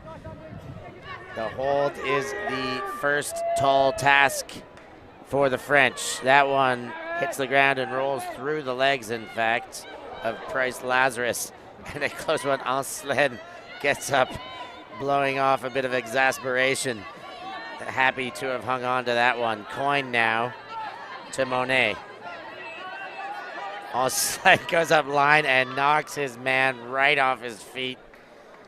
Martin Hall hits the ground as Ansled has a bit too much body contact on the change of direction. We don't see Delaval on this offensive point for France. She's been really their central handler so far, and perhaps just resting a point, but a slightly different offensive look from France. Alternatively, they do have Antoine, who's come out from the D line out there. That one goes. Defense is in front and got just enough of a piece of it. A great play by Katie Flight. She took flight indeed, got up and took that one away. A nice inside line there from Flight, recognizing that the disc was coming down a little bit earlier than would have been ideal for the offense to have an opportunity. Getting a hand on it first of all, and then following it up at the back of the end zone to make sure there was no second opportunity. There's that second look as Cox and Kelly brings the disc to live position on his goal line corner. Mark comes under, but everything very well covered. Good to get that one to Beck Hay, center of the goal line, and there's a discussion with a hand on a head, which would insinuate a stall out. Players will discuss. The important factor is whether the disc left Cox and Kelly's hands before the marker said the T of 10. By the discussion, it looks like there is a potential contest call. The first utterance of the T in 10, as the rule states.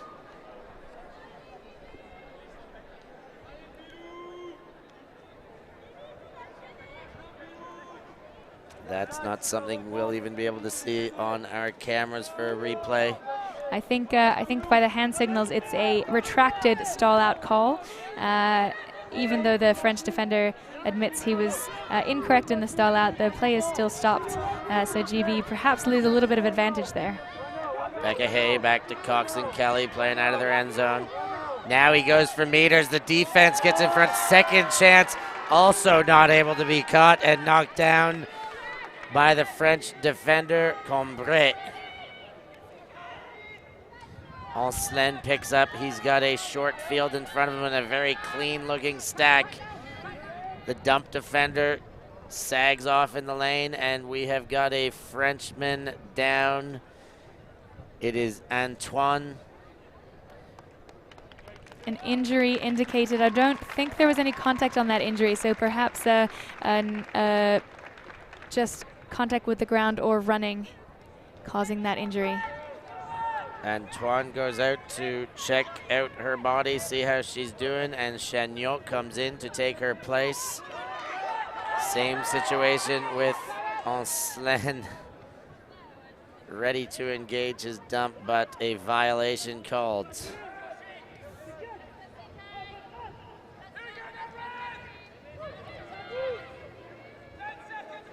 Ancelin with the disc goes to Price Lazarus. She gets it to Cambrai. Cambrai to Ancelin, and he gets moving. Ancelin looking to go around or back the other way and uses the short side of the field. Just enough room to keep that one in play as Coin, and she goes back to Ancelin again. He is demanding the disc on this goal line look. Gets it again. That one looks like it was there for the taking, but the throw too far out in front, and the French unable to capitalize once again. Some confusion on the pitch there. Before that disc went up, a couple of players in the stack tangling and going down. Some players stopping as if they thought it might be a call, but no call happening. So a little bit of stop and start in that end zone there from the French.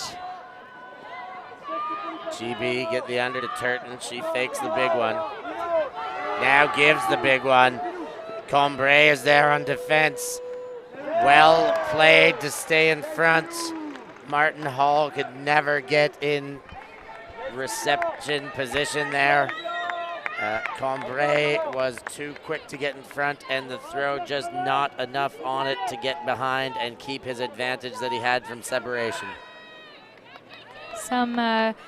The GB line here showing a little bit of impatience, wanting to put the disc down towards their own end zone, perhaps faster than they're ready for it. Ancelin comes under again, it's Coin.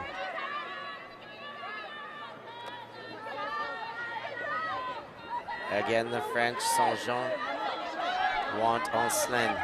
They have him. There was a wide open receiver for the French in the end zone, but no opportunity for throw. What a bid by Martin Hall. Ancelin calls a foul on it.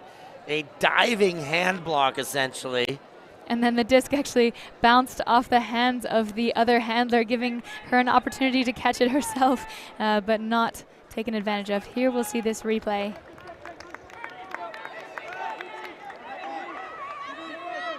Oh, he's got a point indeed. He dove into the swinging arm there. Ancelin lucky to have that throwing arm, still firing in good health after that impact. Cambrai with the disc. He goes to the end zone. Turton is there on defense and is in front from the get-go. Ever since it left his hand, it looked like it was only a D. What a bid! And a wise timeout again by Andy Lewis after he puts on the Superman cape.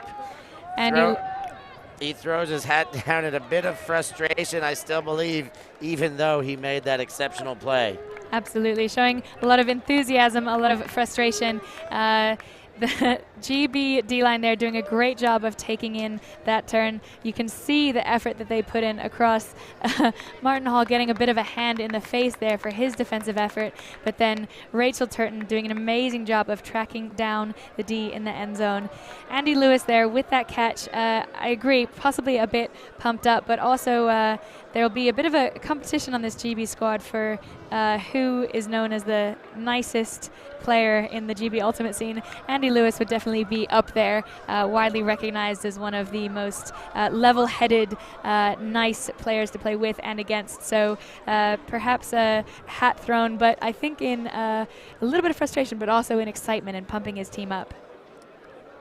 The French continue to chug their train around their huddle there, trying to maintain the good vibes that have got them this far. Another look at some of the fans. Writer Ned Carvey there taking a little nap. He might have been up late last night, enjoying himself a bit too much. Wow, what a grab there, though, on the replay. Can't say enough about the way he left his feet. We've seen quite a lot of layouts in this game. On defense, which you expect, but also on offense, which you might not expect from teams of this throwing caliber. And that one was well reeled in, but we've seen quite a few layouts or contested catches so far that have bounced off the hands, possibly quite a few ground strips so far in this game. And that has sometimes been the difference between holds and breaks for both of these teams. Each of their throws going a little bit awry, plenty of athletic effort from the receivers to get there, but then quite a few of them not managing to stay in the hands of the player who hits the deck. So 11-8, 3-point difference here. GB with the disc. A goal here would really have the French doubting their ability to bring it back 4 away if GB can walk one in here after the timeout. We're about 15 minutes from the cap as well, so we may well close it out on points, or if the points continue to be as long as they have been, we may well close it out with a point cap. Funny, we were scoring at a scorching pace in the first half when there was all sorts of turnovers. Now the turnover has been reduced a little bit, but the points have been stretched out longer, taking a bit more time to put points on the board. GB in play, Andy Lewis with the disc. Centering to Turton. She goes to wider, but that's all Ancelin. And now the French with an opportunity of their own. Ancelin unmarked until Cox and Kelly catches up from upfield. Price Lazarus with the disc. The GB defense looked disorganized initially on the transition. Now they've caught up. Monet with the disc. Monet gets the long jumping Ancelin. They get exactly what they needed. 9-11. Bring it back to within 2. A very important goal there for the French. Not easy for them to make that. They had to go through a few turnovers to get the disc into that end zone, but very well fielded there on that final possession. Ancelin is just going both ways for his team with that defense and then scoring that goal. You have to think that some of the question now for this GB side will be, who can we put on him? We've thrown some of our best defenders on him, and people haven't seemed to really make a difference yet. So part of the GB D-line strategy may have to be organizing around containing Ancelin. A very long point there. If you can remember all the way back to the start of that, we talked about the sequence the French needed. That was indeed a hold. A 3 turnover apiece hold, 6 turnover point hold. They've got phase 1 of it. Now they'll need the break. They will need a defensive effort and the ability to convert.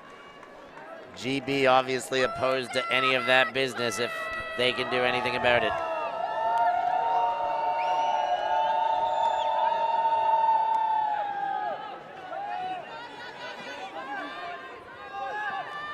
Link gets things kicked off. A bit of a new look from the French here into a very widespread arrowhead. Match defense downfield. That one goes up. Lepagnol on the chase. Too far in front for Ellie Taylor. She had separation, but the throw was not precise enough. And the French have disc in hand for that break opportunity. Just feet in front of Taylor there. Such a fast receiver, as we've mentioned before. She has wheels on her, but just not enough float on this disc for her to be able to readjust her angle of attack and get a hand on it. Bichon gets a wide open under. Continuation to Antoine. And again to Bichon. He winds up. He gives it. It is fast, but not high enough. Turner smacks it to turf.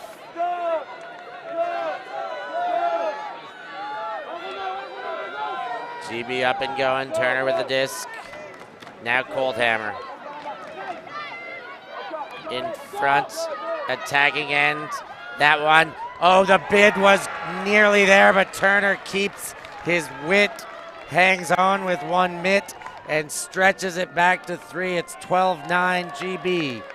That's the second point we've seen. Taylor to Turner right on that sideline, pushing it into the end zone just past the reaches of the defender. Those two have quite a good connection, very comfortable putting the disc in tight spaces, and well, a little bit of a shake there. Some of those throws going a little bit funny for the GB side. An eventual hold keeps them ahead with the same points advantage. So a wild game here indeed. Just when we think the French are about to bring it back, start their run, GB finds ways to get advantages, whether by error or their own accord. And this time the error caused the turn, but they had a very steady attack back towards the end zone, walked it in and re-stretched it to a 3-point lead. A break apiece so far in the second half for each of these teams. That is quite even.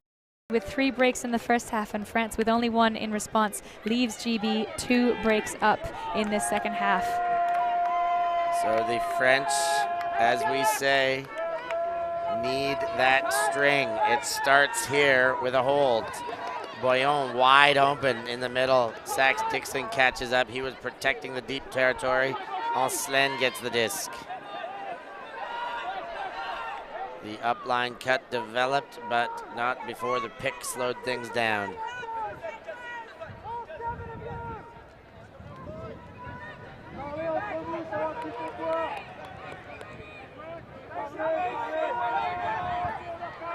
Moirier. Ancelin having a dance, not able to get separation, and now a hope and a prayer. And Saxe-Dixon takes that away. There was lots of contact on it, and Boyon, the Frenchman who went up, still on the ground after the contact. He definitely came down quite hard from that one, and his feet were swept out from under him with the height to which he jumped, so landed quite hard on his back. His right leg hit hard there. Sputtered out as he hit on his back. Good to see him walking off the field. A little bit of assistance, but seems like his weight bearing is okay. He should be okay. Roblet comes in for him. The result of the play will be a contested foul if it's going back to the throw. That does look like the outcome of that call. Frustration from the GB side potentially to not get that turnover, but we are seeing a great matchup here on Ancelin. We have Barak trying to shut him down in that handler space.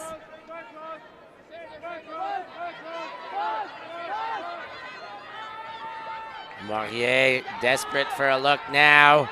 Another prayer. Saxe-Dixon there again, and he breaks it up again. The credit to the GB defense, particularly on the mark there. Big mark around Moirier 2 times. He needed to throw up lofty 50-50s if they even got that good of a percentage on them. Saxe-Dixon gets the under. He'll be open for those all day long. And that but cannot continue. Both French defenders converging in the lane there, taking it away. Ancelin moves on and gets the disc back after a violation slows things down. Ancelin sends, it's over Saxe-Dixon this time. Great play by Roblet to keep the legs moving on the other side of the big defensive unit for GB. And France strike back into our 94th minute now. It's 12-10 still up for GB. punches from both sides offense there. Great job. Sax Dixon didn't have position there on that deep shot and didn't make a dangerous bid into the back of the player after a point with quite a bit of contact from either side. So nice to see that play come down cleanly. France will be thrilled with that hold. Definitely not a clean one. Turnovers from each side, but finished well in the end. The GB team now coming out again on offense, still having pulled over Josh Keim from their offensive line. So a little bit of rotation in this line, but still looking to try and hold here. If both teams can hold until the end of the match, GB will win on points difference. So GB's task is put our O points in. France's task is put our O points in and get breaks. France with the more difficult task, quite obviously from that explanation. Link with the disc. Colt Hammer goes to ground to clap that one, then sends it deep. Turner knew he couldn't get there and lets it get ahead before wasting too much energy on that task. Turner apologizes, looking back at Colt Hammer for that. He had started to come under by the time Colt Hammer had decided to throw that throw. Bit of miscommunication there between the cutters on the GB side leads to a turnover. France with the whole distance of the pitch to go, but GB didn't want to be on defense here. Walked right back to the cone there by the French. They come out to Chagnot. And a fresh line out with Gabriel. Cheminot. Gabriel again. He fakes a wide open French cutter. Finally getting her hands on the disc is Saint-Jean. She was being poached off, and that one caught just in bounds by Cheminot. Great cut to continue, but the throw makes Gruau go to ground. Pick called and Stack stops the play, and Wilkinson just indicating what she thinks has happened, catching up with her offensive player. GB defense is tight. You see Becker go the other way. She opened up with the throw, not on an easy spot. Lapagnol hangs on. A deadly weapon for the French, but has been somewhat neutralized by the GB Giants themselves.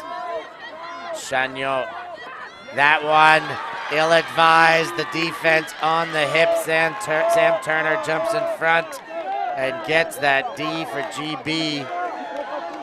They get another chance to hold, and the French squander a late game break opportunity that they so desperately need. Colt Hammer there, Lapagnol with his hand on it, but not enough for the D. Upline cut, well defended, goes around, fakes the break flick, and back to Colt Hammer. Colt Hammer up line, too far in front for Link, and the French with another opportunity. This time Colt Hammer apologizing to Link for slightly overthrowing her. A great layout attempt, but the sideline was there to prevent her from reeling that one in. Romain Cheminot. He comes inside to Gabriel. Gabriel wound up, but then gets Lapagnol coming under. Lapagnol winds up. He's got chase from Gruau. He's gonna get there, not quite in. Has an immediate receiver. Can he engage him? Doesn't need to, because at least Becker follows up, and the French get a huge break there to bring it to within one late in this game. We're in our 98th minute of play. Massive offensive possession there from the French. I'm glad that Becker caught it in the end zone, because she had been putting in work all point there for the French. The French women just running miles in that point for their team. Open deep plenty of times, open under plenty of times, not hit necessarily every single time, but opening up lots of the space on the pitch.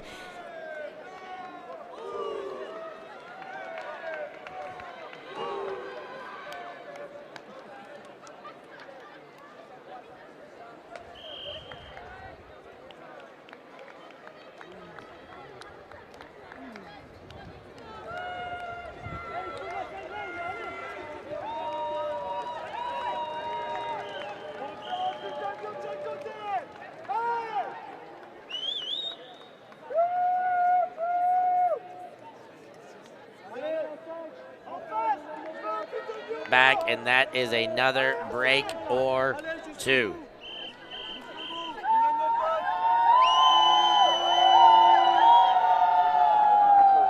We all know it's 2 breaks that they need to get the win, but one at a time.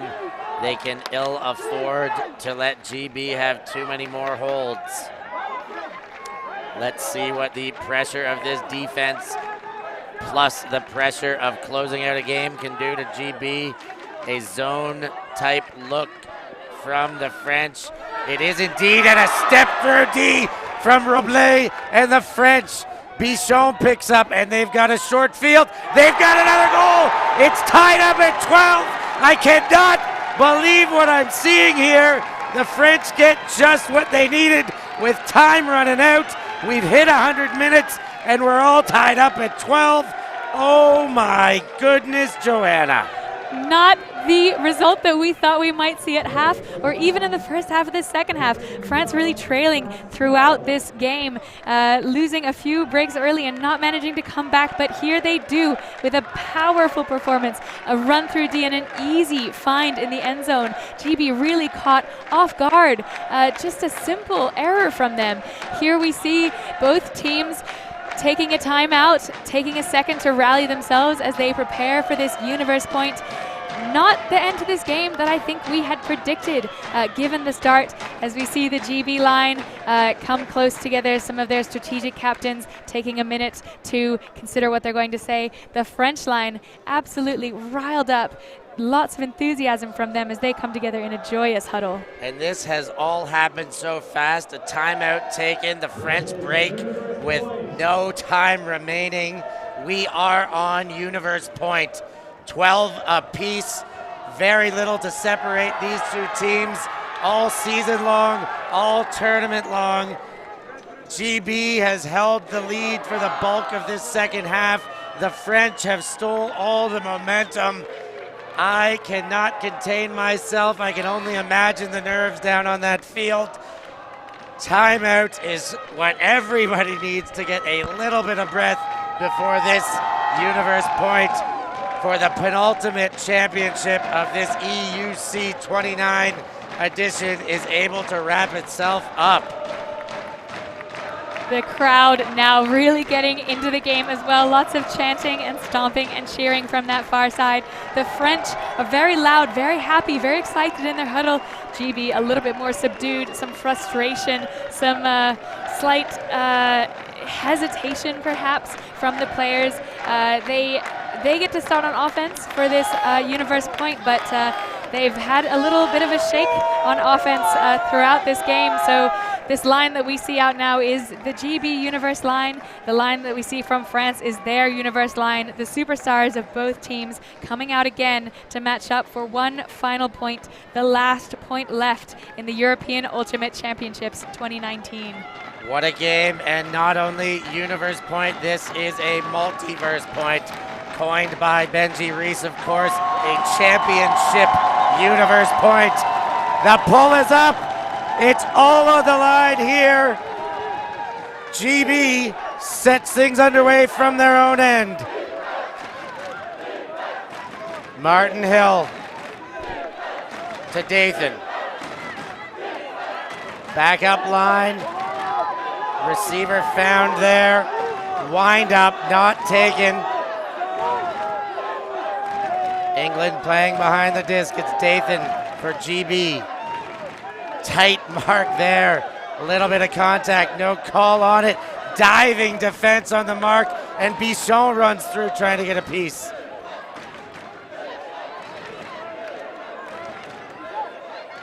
High stall count, pick called. A small break in the action here. GB has moved it up beyond half. I think that a call that might be happening on the pitch is a gender mismatch. If we look at the players on the pitch, Kwok is being marked by a male player, and there are no gender mismatches downfield as far as I can see. So it looks like there was miscommunication between the teams about which players should be on this final point. What that does mean, if there was a gender mismatch when the point started, the point is invalid. It does not count. They have to replay it from the start. I think you've got that correctly assessed, Joanna. Let's see how they get it. A multiverse point negated to start over would just add even more drama to this drama-filled game. Totally unexpected in the universe point of a final of a championship like this. Miscommunication from both sides. The GB squad was doing a very good job of seeing some of that calm, chilly offense that they had wanted to see at the start of the game. As we see the point dissolve, both teams agree that it did not count. If you have a gender mismatch, you cannot play out the point. So both of them regrouping to take the point again. We assume that might happen. The disc has maintained its position on the ground there, simply put down. We'll see if we've got it assessed right or not. The way they've set themselves up, they're configured as though it could be a timeout, leaving that disc on the ground. That wouldn't make sense to me, as it wouldn't to the rules interpretation that Joanna's so eloquently conveyed to you at home. We can only wait with bated breath to see what happens next. Again, we see the two different team attitudes in this huddle. The French jumping up and down with excitement. The GB team a little bit more quiet, a little bit more stoic. We see the teams part to either side, and it does look like they're bringing the disc back in from where it is in the pitch. And it may be that we've misunderstood what the call on the field is. It may be that an agreement has been come to between the teams. It may be that France is saying this was our fault. We made the mistake here, therefore we should take the penalty. Both of us will have to go back and have a look at the rules and see how this has played out. But in the meantime, we have GB back on offense with a possession greater than half pitch, getting to set up again as if out of a timeout. So GB set up in a very wide split stack. Lots of room in front of the disc. We're in action here, multiverse point. Dathan with the disc. Surveying options, here comes an under, well defended. Defense is tight, that one's popped up and over. Kwok with the disc. Engages or dump. Nothing there, good defense from Bichon. He flops to the ground, can't get a piece.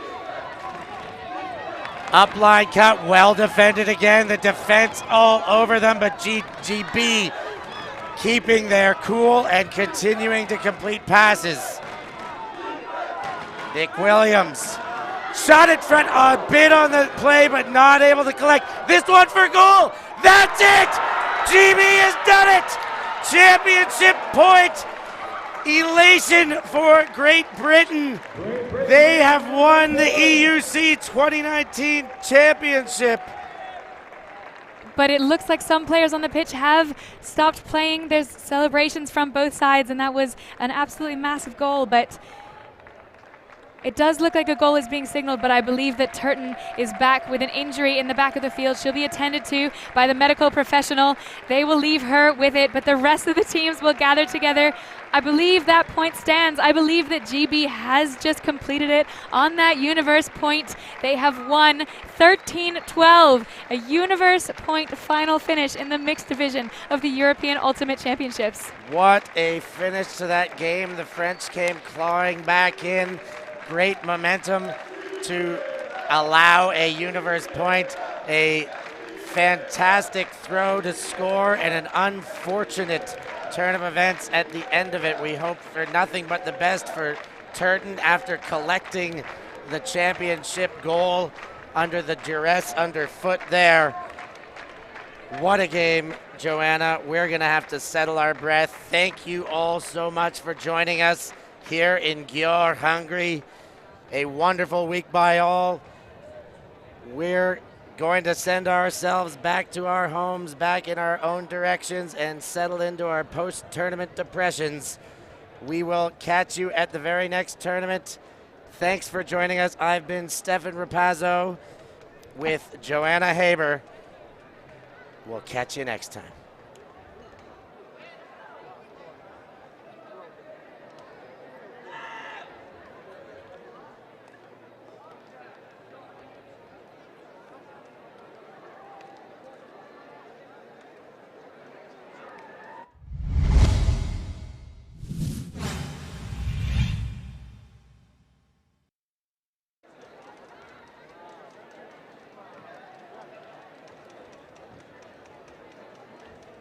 reaction was like, no, stop. Because,